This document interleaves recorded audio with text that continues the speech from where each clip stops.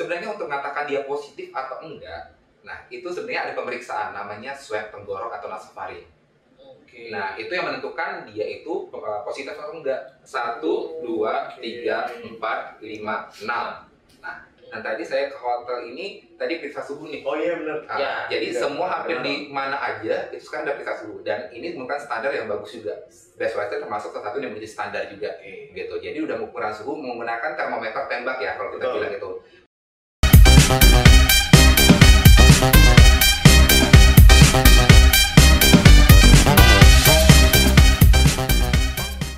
Halo Sobat Hotelier, bertemu dengan saya Mahendra dalam acara Ngegibah, ngobrol bareng Mahendra. Oke, kali ini topiknya mungkin yang lebih ke ini ya, sangat-sangat bisa dibilang viral sekarang, COVID-19. Oke, saya di sini nggak sendiri, saya di sini dibantu dengan rekan saya, Gigi. Halo, Gigi.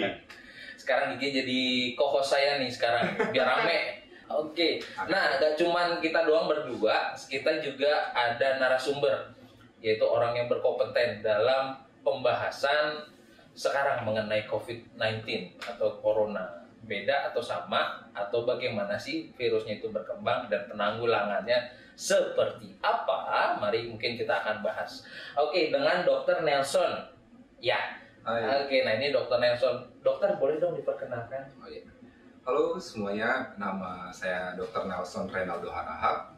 Saat ini saya bertugas di salah satu puskesmas di DKI Jakarta sih lebih tepatnya.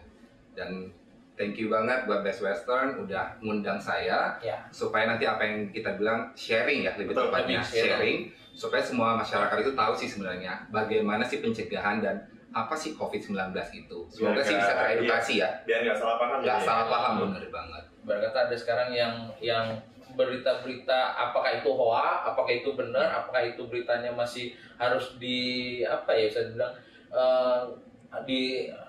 bisa dibilang diterka ulang atau gimana, kan mereka harus tahu mereka semua. Jadi kayak misalnya kita tuh harus panik atau harus santuy atau lebih teredukasi sih sebenarnya. Itu dia. Bagaimana cara kita menghadapi corona. Sebenarnya beda nih kan ya, corona atau COVID-19 sih sebutannya. Jadi COVID-19 itu orang mungkin dengarnya COVID-19 ya. Kalau sebelumnya itu mungkin bulan-bulan 2 bulan 3 bulan yang lalu novel coronavirus gitu. Jadi COVID-19 sendiri itu sebenarnya singkatan dari coronavirus disease 2019. Oh, 2019. Gitu. 2019. Jadi bukan kayak ini golongan yang 19 nih, golongan 18 bukan. Nah, jadi aku pikir juga kayak gitu. Jadi awalnya ada COVID-19, berarti sebelumnya ada yang COVID-15, COVID-19. Berkata ini virus nomor sekian, ukurannya 19 inci, gede amat. Bukan, jadi itu adalah coronavirus disease 2019. Kenapa 2019? Karena pertama kali ditemukannya itu di Wuhan, Cina, di akhir Desember tahun 2019. Nah, semenjak bulan Desember sampai sekarang itu hampir menyebar di seluruh dunia ya. Dan di Indonesia sendiri mulai mencuat kasusnya itu sekitar mulai bulan Maret ini. Bulan Maret ini sehingga orang tahu ternyata COVID itu sekarang orang jadi panik ya. Tadi dia masih bilang berarti panik. Nah, itu yang harus teredukasi apa sih yang harus kita lakukan seperti itu. Dan dulu mungkin tahunya COVID ini dari penularannya itu pertama kali di Wuhan, Cina itu adalah dicurigai dari kelelawar yang kontak karena tidak higienis atau si orang dari Wuhan itu sendiri makan yang kelelawar itu sehingga dia kontak antara zoonosis atau kelelawar itu kontak ke manusia. Namun sekarang ini nggak mesti dari kelelawar, dari manusia ke manusia pun bisa tertular seperti itu. Manusia ke manusia ya, bisa tertular. Nah, kalau misalnya ngomongin masalah dari manusia ke manusia, berarti media penularannya nih. Nah, media penularannya ya gitu. Jadi seperti saya bilang tadi, kalau dulu yang di Cina itu pertama kali dari konsumsi kelelawar. Nah, sekarang ini penularannya itu pertama itu adalah kita bilang dari droplet. Droplet. Pada tahu nggak mas droplet? Drop itu jatuh, dibiarkan. Berarti dibiarkan jatuh. Gitu. Bukan ya? bukan. Tahunya bukan droplet, drop sign. Drop sign. Jadi droplet itu sendiri sebenarnya adalah ketika cairan tubuh kita yang terinfeksi COVID-19 itu dia itu terkena dengan orang gitu. Jadi contohnya mulai dari bersin, batuk. Ketika kita bersin itu diperkirakan sekitar 40.000 droplets. Atau bisa jadi kuman atau virus yang keluar dari tubuh yang terinfeksi. Itu 40.000 bisa lebih atau bisa kurang? Ya bisa lebih kurang lah, cincai-cincai lah. Pasnya berapa? Pasnya 40.000 lebih, 90% satu. Jijik.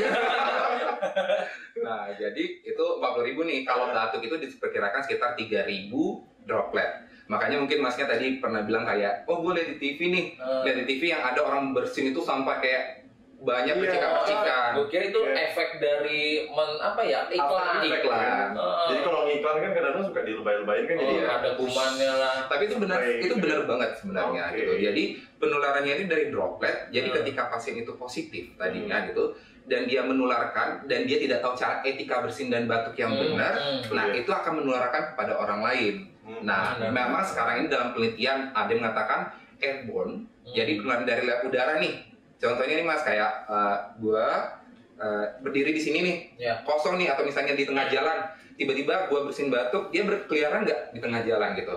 Nah, itu masih dalam penelitian. Cuma menurut para ahli penyakit dalam ataupun spesialis yang lain ya, gitu di dunia kedokteran di Indonesia, ini masih dalam penelitian dan kita hanya mengatakan bahwa ini fokusnya di droplet, bukan di airborne. Oh, bukan di airborne ya, bukan airdrop ya. Bukan airdrop. Airdrop tuh kebanyakan main Free Fire gitu. Wih, dicari-cari. Nah, itu jadi penularannya kita besar bilang dari droplet. Makanya etika batuk dan bersin itu sangat penting banget. Oke, jadi kalau bersin biasanya gimana? Kalau bersin, tergantung. Kalau nggak ada orang, kita kadang-kadang dan gantung kalau misalkan ketemu cewek cantik kan. Jadi ada batuk dan bersin khusus ya? Ada ternyata ya. Ada. Aja. Tapi biasanya ditutup atau di mana? Ditutup bisa. Sekarang udah tahu ada virus-virus seperti ini, kita tutup. Jaga kesehatan lah. Dan pakai masker gitu kan. Pakai masker, tapi kalau bersin gitu. Jangan dibuka sama bodong nih. Tapi karena ada video-video sekarang mengedukasi juga ya, gitu dari kita tenaga kesehatan. Jadi gimana sih cara batuk dan bersih yang benar itu? Nanti mungkin kita sambil saya ajarin juga ya gimana caranya. Oke. Mau sekarang atau nanti aja? Nanti aja kali ya. Boleh ya. Terus kalau misalnya masalah COVID-19 itu sebenarnya apa sih yang harus kita khawatirkan dari si COVID-19 ini? Terlebih misalkan kan banyak nih yang udah meninggal kan, yang lebih kurang beruntung. Itu virusnya sendiri yang menyebabkan kematian atau memang ada hal lain nih? Ada orang lain. Karena yang bikin panik kan itu ketularan COVID nanti mati ini. Padahal ada yang udah sembuh ya kan, udah sembuh. Nah itu kayak gimana dok? Nggak diekspos sembuhnya ya, jadi yang matinya ya, meninggalnya ya. Tapi media kan meninggal. Ya. Cuma sebelumnya saya mau jelasin dulu tentang sebenarnya penyebab utamanya itu si COVID-19 itu apa gitu, biar teman-teman yang nonton ini teredukasi nih sebenarnya apa gitu. Jadi sebenarnya penyebab utamanya itu dari kayak keluarga namanya coronavirus. Gitu, coronavirus. Nah, coronavirus ini itu sebenarnya sudah pernah ditemukan. Itu mungkin masnya pernah dengar namanya SARS ya, atau MERS ya, ketika orang umroh yang kemarin lagi heboh-hebohnya MERS gitu ya. SARS itu Severe Acute Respiratory Syndrome atau MERS itu Middle East Respiratory Syndrome. Jadi dia itu sama-sama penyebabnya adalah coronavirus. Cuma ini kayak ada keluarga baru yang lahir dan belum teridentifikasi. Gitu. Namanya si penyebabnya SARS-CoV-2. Jadi penyebab utama dari COVID-19 ini adalah SARS-CoV-2.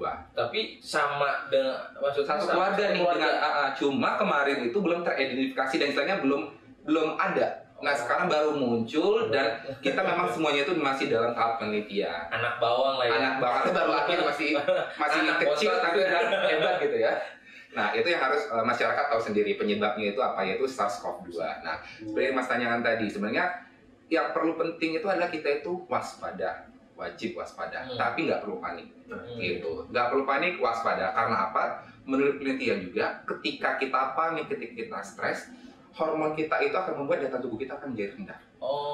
Tapi ketika kita happy, bahagia dan ada penyakitnya, tapi kita nggak perlu panik, itu daya tahan tubuh kita otomatis juga akan meningkat. Jadi lebih ke diri kita sendiri. Diri kita sendiri, benar. Nah, berkata alam sugesti gitu alam ya. Sugesti, benar banget. Alam bawah sadar, tatap mata saya.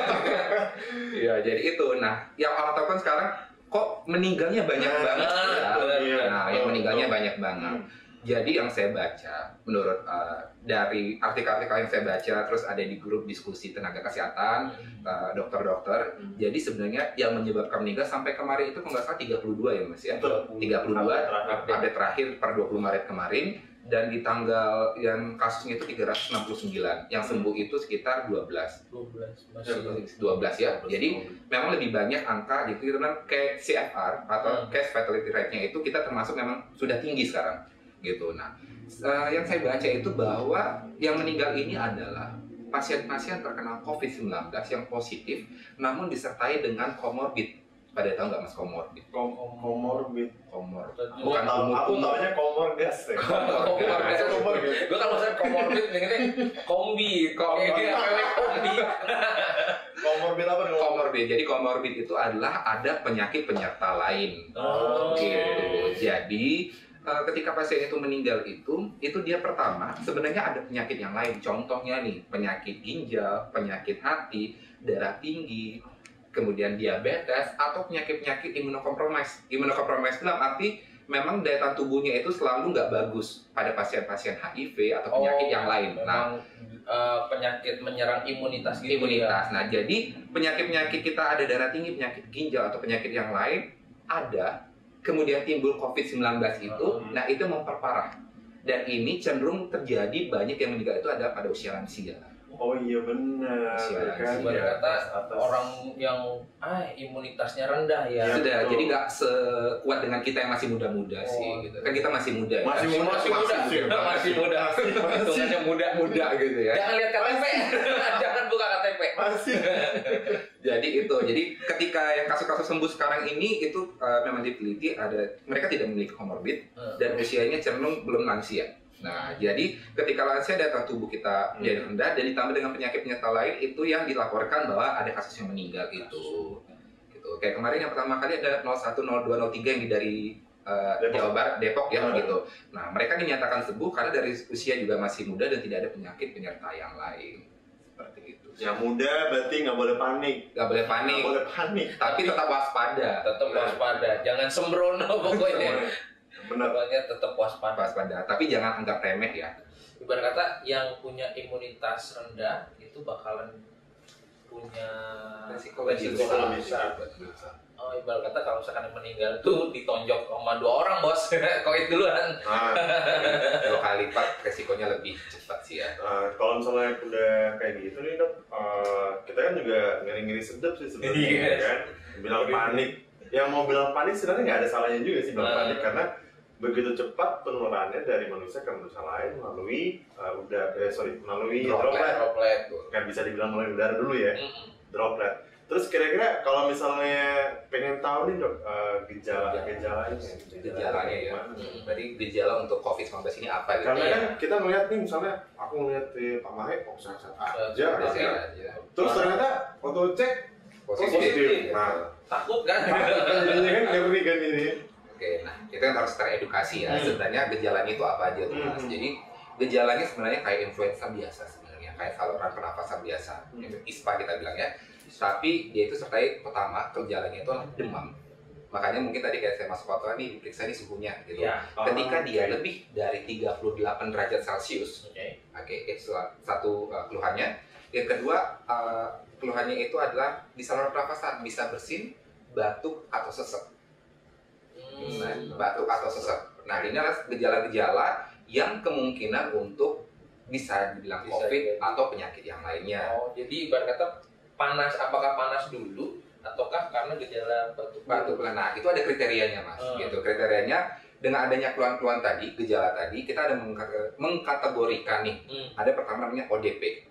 ODP itu adalah, mungkin ada pernah dengar atau belum ya. Jadi ODP itu adalah orang dalam pemantauan.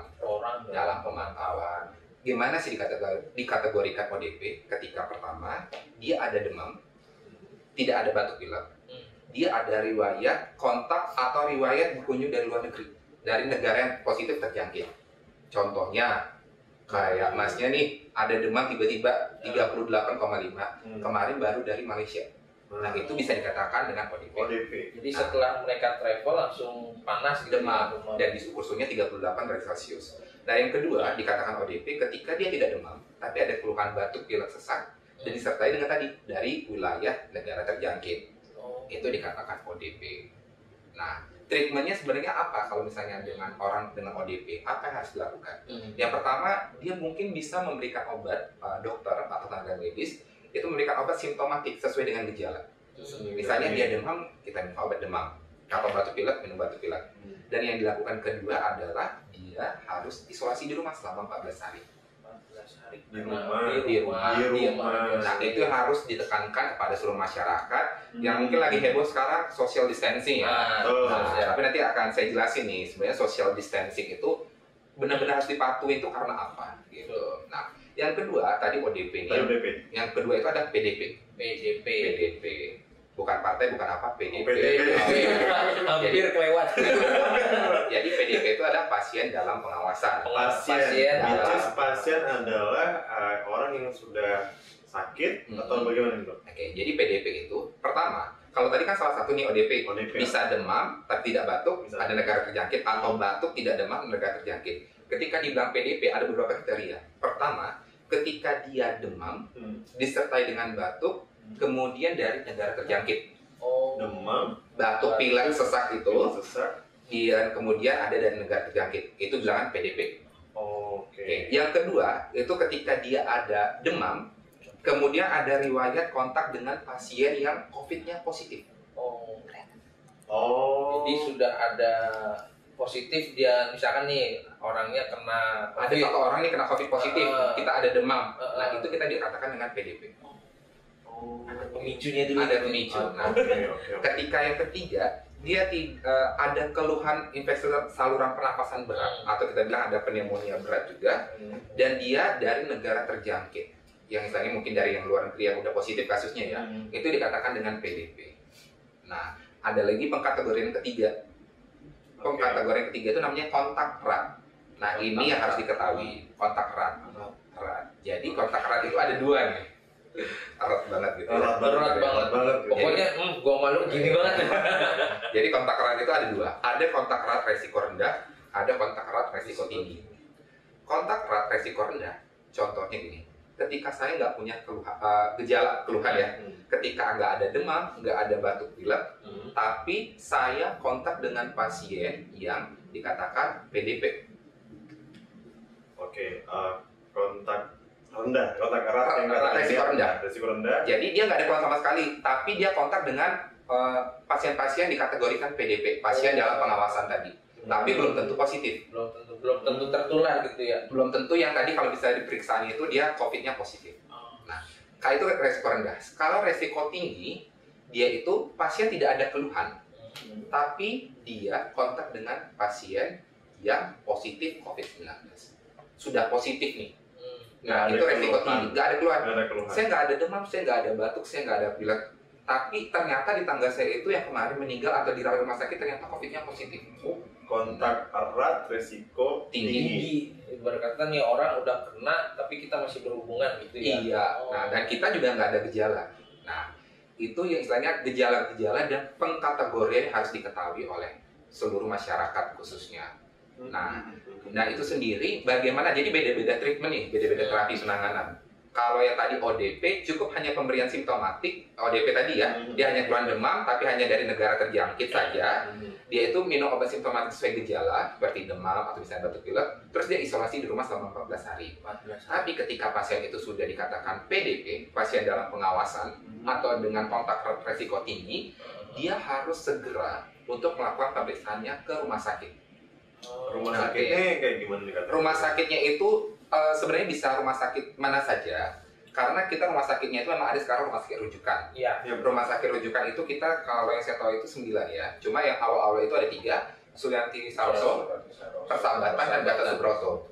Tapi sekarang sudah ada yang di Pasar Minggu, Cengkareng, Minto Harjo, itu ada beberapa. Nah, itu menjadi pusat rujukan. Jadi sebenarnya untuk mengatakan dia positif atau enggak, nah itu sebenarnya ada pemeriksaan namanya swab tenggorok atau nasofaring. Nah, itu yang menentukan dia itu positif atau enggak. Nah, yang baru bisa menyatakan dia itu konfirmasi positif itu hanya satu, yaitu Litbangkes. Gitu. Jadi rumah-rumah sakit ini mereka akan mengirimkan swabnya tadi nih. Nah, waktu melakukan pemeriksaan swab nih, contohnya nih Mas ya, kayak saya melakukan swab nih pemeriksaan ke Masnya. Terus saya swab itu, saya nggak bisa sembarangan hanya pakai gini doang, gitu. Dengan pasien PDV ada kontak yang tinggi, gitu. Harus menggunakan APD, APD, alat pelindung diri. APD. Nah, itu kayak baju astronot, lengkap semuanya, ketutup, pakai Google, pakai masker, kayak baju astronot. Ketika glove, kemudian sepatu boot, kemudian sepatu bootnya pun disarungkan lagi. Itu lengkap. Benar-benar kayak kita mau keluar negeri. Kayak keluar negeri, keluar angkasa. Minus pegang bendera aja. Nah, jadi itu mereka harus APD karena apa, resiko penularannya itu cukup tinggi. Jadi ketika kita belum tahu pasiennya ini positif atau enggak, kita lakukan swab tenggorok atau nasofaring itu. Kemudian nanti ini akan dikirimkan ke, mereka akan periksa. Cuma akan positifnya itu akan ke Litbangkes tadi.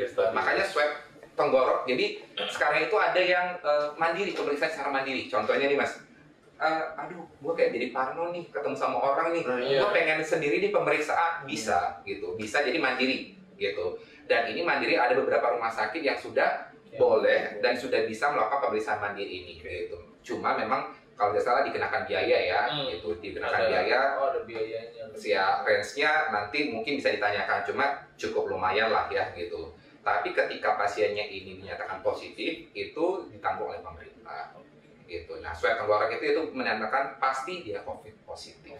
Hanya melalui Swab tenggorok. Tapi bisa sih melakukan pemeriksaan lain. Contohnya penunjang lain adalah laboratorium darah, kemudian ronsen atau CT scan paru. Jadi di situ nanti akan melihatkan, contohnya darah, ada sel darah putih yang cenderung menurun. Ya. Itu cirinya. Kalau virus itu sel darah putih misalnya nilai normalnya 5.000 sampai 10.000 nih, dia di bawah 5.000. Nah, itu curiganya kalau rendah ataupun normal, curiganya bisa cenderungnya rendah ya, akan virus. Terus ada salah satu namanya ada limfosit. Limfosit itu salah satu bagian dari sel darah putih. Itu juga rendah. Terus kita mungkin curiganya trombosit ya. Iya. Trombosit, orang mikir trombosit rendah karena demam berdarah. Nah, ternyata trombosit rendah itu menandakan virus. Dan pada pasien-pasien corona ini bisa juga trombositnya rendah. Jadi kita jangan misdiagnosis. Kadang kita mikir ini demam berdarah, ternyata itu adalah COVID. Sebelum dia melakukan pemeriksaan swab tenggorok tadi. Kemudian kita periksakan ronsen. Ronsen tadi ada gambaran pneumonianya gitu. Kalau kita yang saya baca itu namanya GGO, ya. GGO itu seperti ground glass opacity, jadi seperti kayak ada pecahan gelas gitu, di gambaran di paru-paru dan CT scan-nya, gitu. Di ronsen ya. Di ronsen. Bukan dengan mata telanjang, paru-parunya retak nih. Retak. Ya soalnya memang kemarin kan sempat ya maksudnya keblas banget kan masalah yang ronsen paru-paru di portal-portal tidak online. Ada beberapa info memang ada ronsen paru-paru, misalkan kanannya, oh ini ya orang yang kena COVID nih seperti ini paru-paru tuh. Nah ya itu bisa dilihat sebenarnya gitu. Jadi oleh yang sudah ahli ya pastinya yang melihat ya. Kalau nggak ahli ngeliat ini apa yang mau dilihat gitu ya. Tapi orang yang ahli bukan orang pintar. Orang pintar beda. Terutama kepada utamanya itu spesialis radiologi ataupun dokter yang sudah bisa menginterpretasi, oh ternyata ini ada gambaran namanya pneumonia disertai dengan GGO tadi gitu. Kemudian kita mau pastikan lagi baru kita bisa CT scan paru gitu. Nanti di situ akan melihat kalau misalnya dari situ juga hasilnya tadi contohnya nih dia sel darah putihnya turun, terus ada misalnya tadi kayak limfositnya juga turun, kemudian gambaran ronsen dan CT scan-nya mengarah ke sana gitu. Itu kemungkinan besar positif COVID sebelum pemeriksaan swab tenggorok. Tapi kembali lagi kita harus periksakan swab tenggorok tadi yang kita kirimkan ke Litbangkes. Baru valid kalau udah swab tenggorok. Sebenarnya kalau misalkan tadi kan bilang swab tenggorok sama CT scan paru. Sebenarnya itu virusnya itu rumahnya di tenggorokan atau di paru-paru. Jadi dia itu kan tadi droplet nih Mas. Droplet makanya mungkin Masnya pernah lihat jangan kucek-kucek mata, jangan kucek hidung tutup mulut gitu ya. Nah, itu karena dia bisa masuk ke mukosa mata, hidung atau mulut. Dan itu akan masuk ke jalur pernafasan kan langsung ke paru-paru. Tapi kan singgah kemana-mana nih. Iya, gitu. Tapi tadi bilang mata, kan nggak ada hubungannya. Antara mata, tenggorok, tapi kan mata dan sebagai satu organ tubuh nih. Gitu. Ketika mata beralih ke yang lain, jadi mukosa-mukosa itu peredaran darah dan sebagainya itu berpengaruh. Dari mata turun ke hati, beda lagi. Gitu. Jadi makanya bilang jangan kalau misalnya sekarang alat pelindung diri kita ya pakai masker, kemudian kita cuci tangan atau pakai hand sanitizer, itu benar banget supaya sebagai disinfektan dari tubuh kita sendiri, benar-benar steril lah gitu. Kalau misalnya nih dok, kalau misalnya tadi kan udah ngecek di rumah sakit yang terkait, harus melakukan swab tenggorok, terus harus dikirim ke Litbangkes. Durasi nunggu hasilnya itu berapa lama ya? Oke. Untuk saat ini yang saya konfirmasi itu pemeriksaannya itu sekitar 3 sampai 4 hari. Hari kerja. 3 sampai 4 hari. Cuma adalah memang sekarang penumpukan pasien itu banyak sekali yang pengen mengecekan seperti itu. Makanya benar-benar yang utama adalah kita mengutamakan orang-orang yang benar-benar sudah terkena, yang curiga, gitu.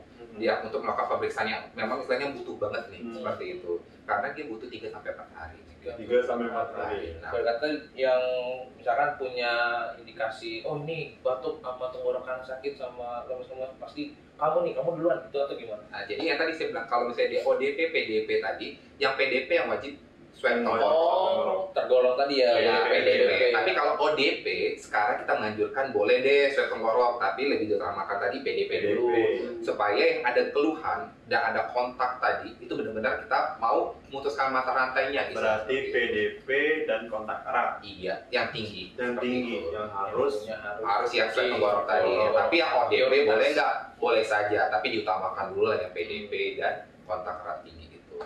Oke. Kita ngomongin soal pemeriksaan yang di Swab tenggorok kan, dan harus menunggu sampai 3 sampai 4 hari. Nah itu kayak gimana sih? Jadi memang karena keterbatasan dan masih di Litbangkes ya, itu 3 sampai 4 hari.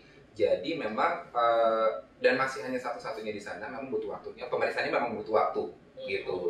Cuma dengan antrian panjang ini makanya biasanya itu dikasih kuota. Ada beberapa rumah sakit yang rumah sakit itu bisa melakukan swab tenggorok, tapi akan dikirimkan konfirmasinya itu ke Litbangkes tadi. Nah gitu. Jadi ketika rumah sakit rujukan tadi, selagi dia melakukan pemeriksaan, misalnya dalam keadaan masih bisa pulang nih isolasi di rumah, dia melakukan swab tenggorok. Nah kemudian dia sambil nunggu hasil, dia isolasi di rumah.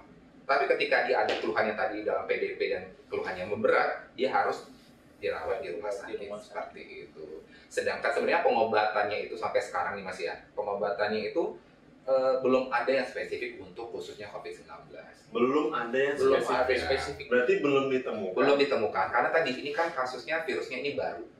Dan dunia kedokteran itu ilmunya itu berkembang bukan 1 tambah 1 2. Dia akan terus berkembang. Ada yang baru gitu ya. dan kita ditemukan dengan hal yang tidak kelihatan. Benar nggak? Dengan mikroskopik baru bisa kelihatan atau misalnya dengan jadi hal yang tidak kelihatan, bukan hal yang halu. Kalau teman-teman di rumah biasanya halu. Nah itu dia. Jadi ketika pengobatan sampai sekarang belum ada yang spesifik.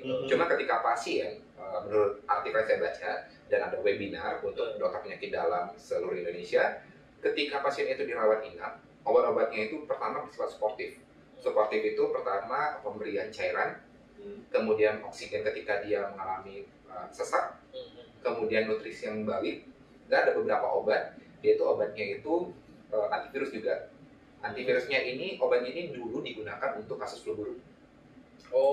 Karena tadi flu burung itu curiganya dia disebabkan satu keluarga nih Mas dengan coronavirus. Cuma berbeda kan, tadi kalau yang COVID itu adalah SARS-CoV-2 gitu. Nah, kemudian selain obat antivirus yang dulu untuk flu burung, yang kedua adalah vitamin C. Ternyata menurut penelitian ini bagus untuk virus killing atau mencegah replikasi. Vitamin C. Nah, Vitamin C bukan C. Vitamin C. Terus yang ketiga nih, dokter akan memberikan antibiotik untuk kasus-kasus kan gini. Ketika pasien itu berada di rumah sakit, kemungkinan ada infeksi tambahan itu besar. Nah iya. Nah kemungkinan bukan hanya virus saja, ada bakteri. Makanya dokter akan memberikan antibiotik untuk terapi tambahannya. Nah, sedangkan mungkin yang pernah dengar namanya yang sekarang ini namanya kloroquine ya. Pernah dengar nggak? Tapi nggak. Kloroquine itu sebenarnya adalah obat anti malaria. Sebenarnya di Indonesia, di daerah Indonesia Timur itu sudah kloroquine itu sudah sangat familiar dan mereka mungkin mengkonsumsi karena kena malaria. Cuma ini memang menurut penelitian artikel saya baca memang masih dalam tahap penelitian gitu. Jadi ada beberapa dokter yang sudah menggunakan, ada beberapa yang belum. Jadi memang kita sebenarnya untuk memberikan obat A, B, C yang kita dalam tahap penelitian nih. Dan tahap penelitian ini semoga nanti dengan kasus-kasus yang sembuh ini sudah diberikan obat-obat itu dan nyatakan sembuh gitu. Tapi yang paling penting semua masyarakat harus tahu pencegahannya bagaimana. Gimana Gimana sih caranya? Pencegahannya Oke. supaya kita nggak penularannya ya, terkena penularannya. Pertama adalah terapkan PHBS, perilaku hidup bersih dan sehat. PHBS adalah perilaku hidup bersih dan sehat. Nah, apa aja kriterianya? Contoh dari PHBS. Pertama adalah mengkonsumsi makanan atau gizi yang seimbang. Oke, cukupi karbohidrat, protein, air, mineral, dan vitaminnya, buah-buahan, sayur. Oke. Yang kedua adalah dia itu istirahat yang cukup. Oh iya. Oke. Istirahat. Ketika kita keren istirahat yang nggak cukup, kita akan daya tahan tubuh itu juga akan menurun. Ketiga, olahraga nggak mesti nge-gym atau nggak mesti lari kemana-mana. Kalau nge-gym ya. Gitu. Tapi di situ berat. Kalau di mana Solo. jadi olahraga itu bisa di rumah kan, gitu. Ya. Bisa di rumah, banyak olahraga yang bisa dilakukan di rumah. Betul. Nah, berikutnya adalah cuci tangan, pakai sabun atau pakai hand sanitizer. Nah, mungkin masyarakat atau para YouTuber sudah tahu ya, yang udah video-video viral nih, itu cara mencuci tangan pakai benar viral. 7 apa 6 sih, Dok? Sebenarnya itu kalau menurut WHO 6. Nah, Oh, 6. Jadi gitu. Jadi mau menurut WHO sehat 7 sempurna. gitu. Jadi no, gitu. Enam ya? Jadi Oke. sambil belajar nih ya, Iya. gitu. Jadi yang pertama pastikan, tapi ini nggak saya buka nih, contohnya saja Pastikan ya. ada sabun gitu. Pastikan ada sabun dan air. Ya. Jadi yang pertama adalah ketika kita ada menggunakan contohnya ada cincin atau jam tangan, ketika ada aksesoris di bagian tangan, itu segera lepas dulu. Oh. Jadi cincin pertama Cincin dan jam tangan dilepas. Oke. Jadi yang biasa, oke guys ya Asli. dilepas dulu ya. Oke, itu no comment ya. Nah, kemudian baju nih lengan Oke. panjang itu digulung. Lengan panjang oke. Oke, ketika digulung, supaya benar-benar yang sering dipergunakan itu kan dari sini sampai sini itu Iya. benar-benar steril. Oke. Oke. Nah, langkah pertama pastinya ada air dan sabun. Betul. Oke. Kita buka kerannya, Kerannya. kita oke. buka kerannya, kita basuh dulu air mengalir Gini, dengan airnya. oke. Kemudian kita udah basah nih, kita tuangkan sabunnya. Sabunnya ya. Oke. Oke, Kemudian langkah pertamanya ini mengusap di telapaknya, tangan ya. telapak Oke. tangannya ya. Untuk sekali Oke. membusahkan lah istilahnya seperti itu ya. Ya, Kedua adalah busah. dengan menggosok punggung tangan. punggung tangan. Nah, punggung tangan kiri dulu Gosok. boleh atau kanan terserah. Nah, jadi punggung tangannya itu bukan kayak gini-gini, tapi 1, 2, 3, Oh, satu arah. satu arah. Dan itu ada 6 hitungan. Nah, 1, 2, 3, 4, 5, 6. Dan jangan lupa tangan sebelahnya nih. sebelahnya. 1, 2, 3, 4, 5, 6. Nah, berikutnya apa? Berikutnya adalah sela-sela jari. Ini nih. 1, 2, 3, Ini untuk 4, ada satu arah juga ternyata. Karena kalau nggak satu arah, dan kita naik, tuangkan lagi sama aja kan? Oh, Gitu. Jadi oke. 1, 2, 3, 4, 5, 6. 6 ya? Nah, 6. hitungan. Hmm. Oke.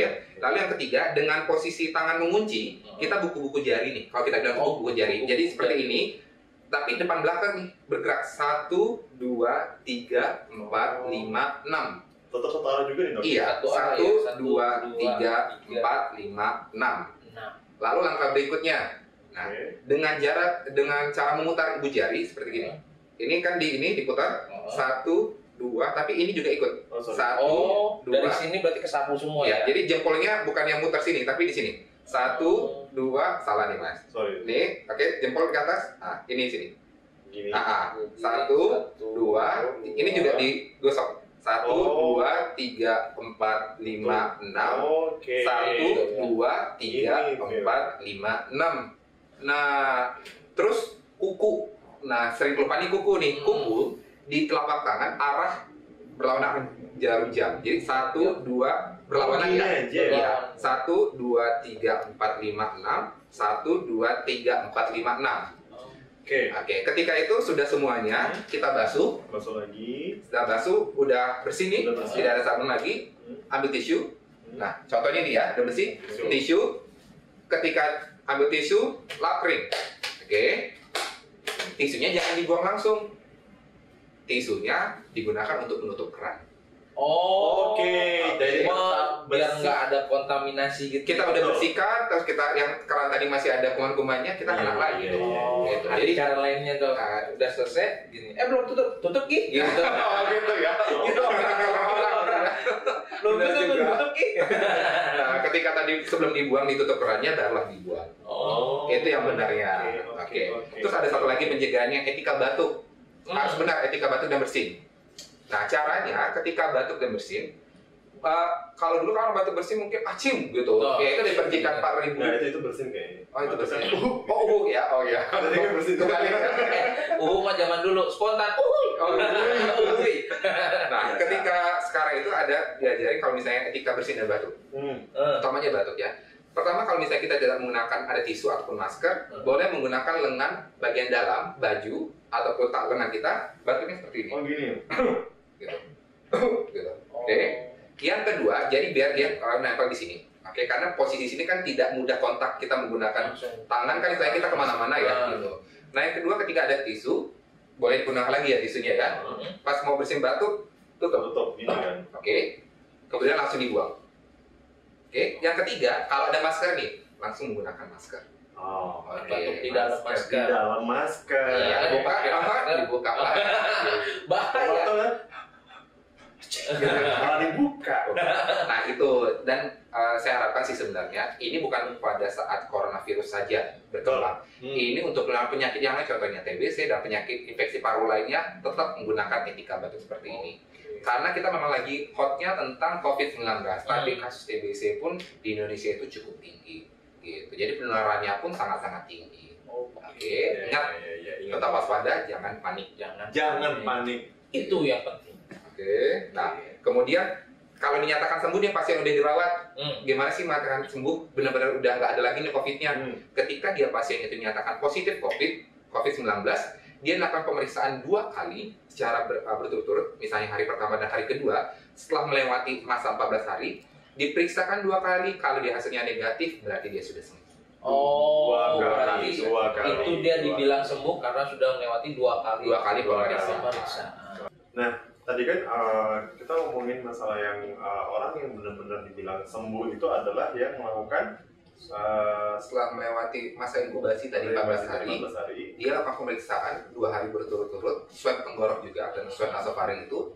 Setelah dilakukan pemeriksaan hasilnya negatif selama 2 kali pemeriksaan, baru dinyatakan sembuh. Berarti 2 kali pemeriksaan negatif hasilnya baru itu dibilang sembuh. Oke, jadi pada kasus yang 12 orang yang sudah pemerintah sampaikan gitu, nah itu nyatakan sembuh itu ya setelah menjalani proses pengobatan dan 2 kali pemeriksaan 2 kali dan hasilnya negatif. 2 kali pemeriksaan. Oke, setelah dinyatakan sembuh, apa kita harus menjaga jarak dari si penderita tersebut? Nah, kalau misalnya prinsipnya yang saya baca artikel ataupun yang kita diskusikan di grup dokter ya gitu. Jadi ketika dia pasien ini dinyatakan sembuh, dia akan menjadi antibodi bagi tubuh kita sendiri. Oke, jadi kemungkinan kita untuk terkena lagi itu kecil. Oke. Nah, mungkin ada masnya baca kemarin atau lihat videonya ketika ada kurva-kurvaan gitu ya. Gitu, kurva. Sebenarnya prinsipnya ketika orang terkena ini bisa sembuh nggak? Bisa sembuh kalau data tubuhnya bagus dan tidak disertai dengan penyakit komorbid yang tadi. Gitu. Nah, ketika semua orang kena, itu akan menjadi antibodi kita sendiri. Cuma adalah ketika terlalu tinggi orang yang terkena COVID ini, sementara tenaga kesehatan dan fasilitas rumah sakit ataupun fasilitas kesehatan itu terbatas, nah kurvanya itu yang nggak bisa kita yang atas ini, yang tidak tersentuh ini, yang istilahnya lebih overload ya gitu. Nah yang overnya ini dia nggak bisa lagi tertangani. Nah ini yang belum ditangani yang banyak kasus meninggal. Nah kita mencegah tuh supaya tidak terjadi kurva yang terlalu melonjak ini, jadi lebih landai lah istilahnya seperti itu. Makanya mungkin pemerintah ada terapkan namanya social distancing. Nah, social distancing. Nah, ini harus dipahami gitu. Karena banyak waktu saya ngobrol nih sama teman-teman, sebenarnya mereka tuh masih belum ngerti social distancing ini atau 14 hari. Ada yang WFH ya sekarang ya. Work from bukan hard tapi home. Oke, jadi work from home itu ketika orang disuruh social distancing, ketika sama pemerintah, itu harus dipatuhi banget. Karena apa? Disinilah kita berharap untuk mencegah rantai penularan untuk orang-orang yang terkena sakit dengan orang-orang yang sehat. Supaya kurvanya tadi itu tidak tinggi, landai. 14 hari. Karena gini, masa inkubasinya itu menurut penelitian itu 2-14 hari. Ketika dia ada bergejala dan setelah melewati 14 hari itu aman. Karena masa inkubasi. Inkubasi itu artinya seperti masa si virusnya itu bergejala dan menimbulkan respon lah terhadap tubuh kita. Gitu. Dan itu sebenarnya gimana sih Dok, ke 14 hari itu berarti kan ketika virus sudah mulai masuk ke tubuh dan kemudian itu 14 hari nih bergejala nih. Nah, ketika sudah bergejala terus baik itu bergejala tidak, misalnya kita tidak ada keluhan, 14 hari ini setelah melewati 14 hari masa inkubasi, dia akan aman. Karena istilahnya masa hidupnya 14 hari, 2 sampai 12 hari. Masa berkembangnya. Itulah kenapa social distancing ini itu benar-benar penting. Nah, penting. kita harus ketika pemerintah bilang social distancing, benar-benar kalau tidak perlu banget, kalau bisa di rumah kayak ya di rumah aja dulu, gitu. istirahat dulu. Karena apa? Ketika nih, saya contohnya di hari ke-8, aduh bosen nih di rumah, pengen ke puncak deh, atau pengen keluar kota gitu. Nah, ternyata pas kita udah 8 hari aman nih, ketika sisa 6 hari lagi yang harusnya aman, kita keluar kota, ternyata kita kena positif dengan orang lain. Nah, sisa 6 hari ketika pemerintah bilang atau misalnya pihak perusahaannya bilang masuk kerja di hari ke-15, dia baru kena itu di hari ke-9. Hari ke-9 itu hitungan hari pertama lagi dong. Iya. Oke, hari pertama lagi, dan dia pas masuk di hari ke-15 orang kerja nyatakan yang tadinya aman-aman, dia itu masih berkembang ada si virusnya dan virusnya itu. Akhirnya karena bandel mungkin pengen keluar dan sebagainya. Nah, itu yang terjadi di negara-negara yang angka lonjakannya tinggi. Gitu. Mungkin salah satunya adalah kasusnya di Italia ya. Gitu. Tapi yang itu diharapkan oleh pemerintah. Mungkin pemerintah saat ini belum berani lockdown, tapi kita mengharapkan social distancing ini 14 hari itu benar-benar bisa di rumah deh. Gitu. Tapi kalaupun mau keluar benar-benar alat pelindung dirinya harus bagus, harus seperti itu. Jadi kalau belum penting banget misalnya pengen pergi ke puncak nih atau pengen ke Bali nih gitu, ya kalau bisa ditunda dulu lah seperti itu. Supaya benar-benar 14 hari itu aman semuanya. Iya, karena dengar-dengar berita yang di Italia itu sangat parah banget ya. Lebih tinggi Karena ketika mereka dikasih tahu 14 hari, misalnya itu lagi di rumah, diliburkan anak sekolah. Nah, ini penting nih anak sekolah nih. Anak sekolah kan anak-anak kan pengennya aduh, gue bosen nih di rumah gitu. Aku bosan, saya bosan gitu. Mending dia memang di rumah, ketika dia diajak liburan itu resikonya.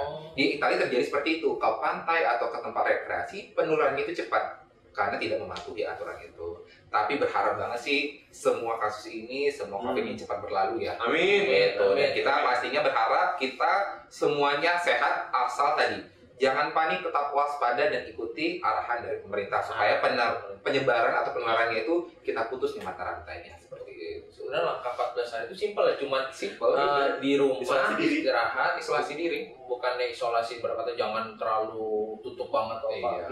Cuman istirahat doang intinya ya. Bukan berarti introvert kayak gua selimutan terus apa gitu, enggak ya gitu. Baru ada yang ketok. Nggak mau gitu.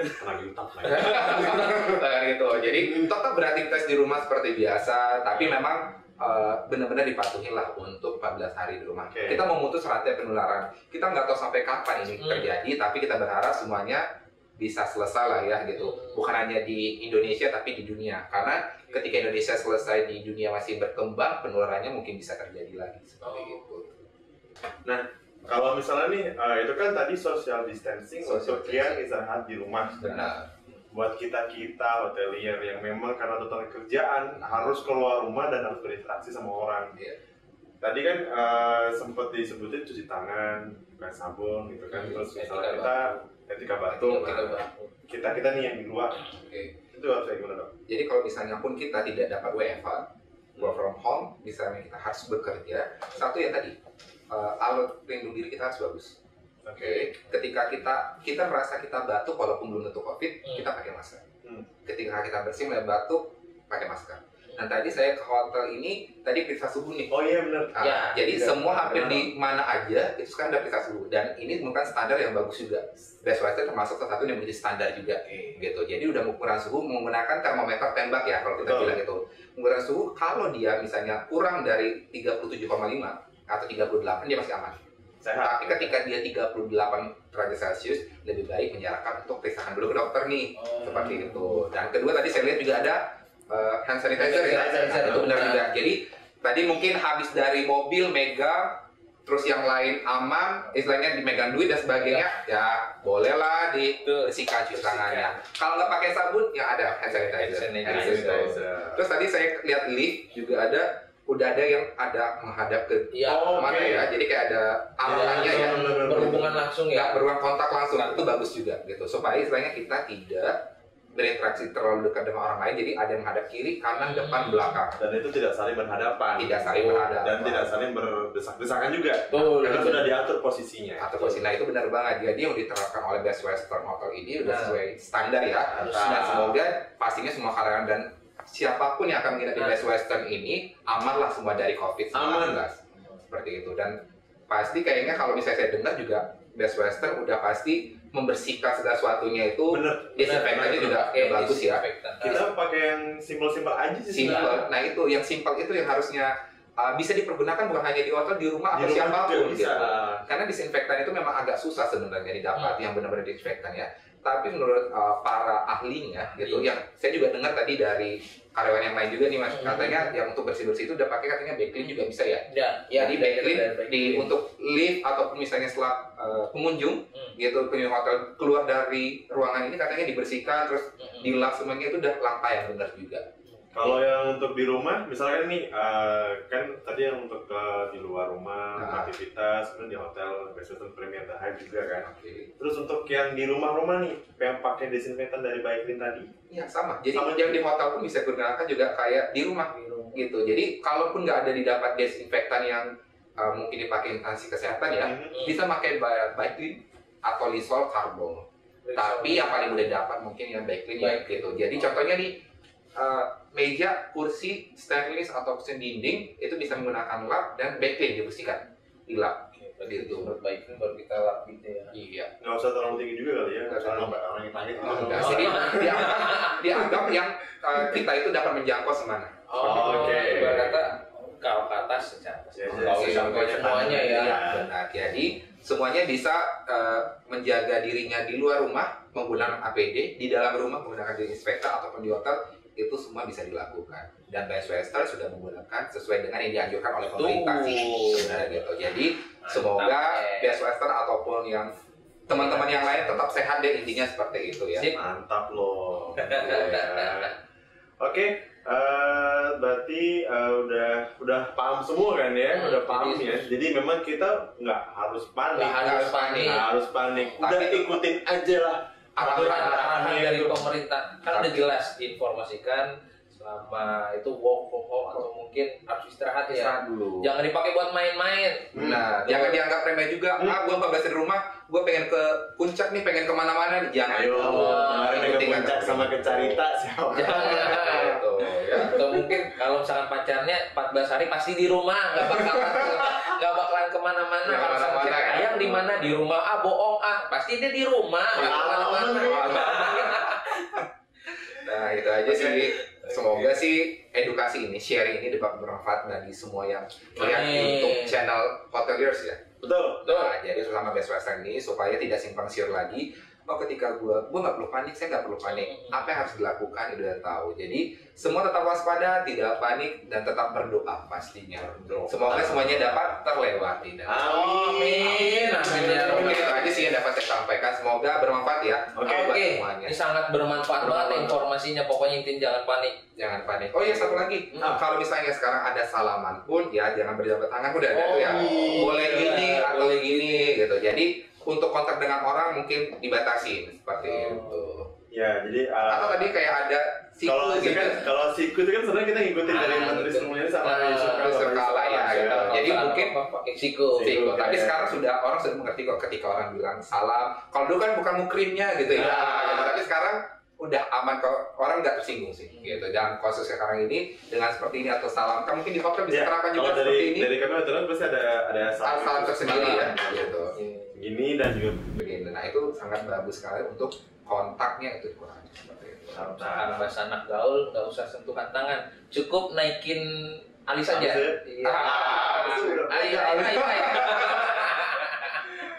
Oke deh, kalau gitu terima kasih banyak dokter. Terima kasih banyak dokter.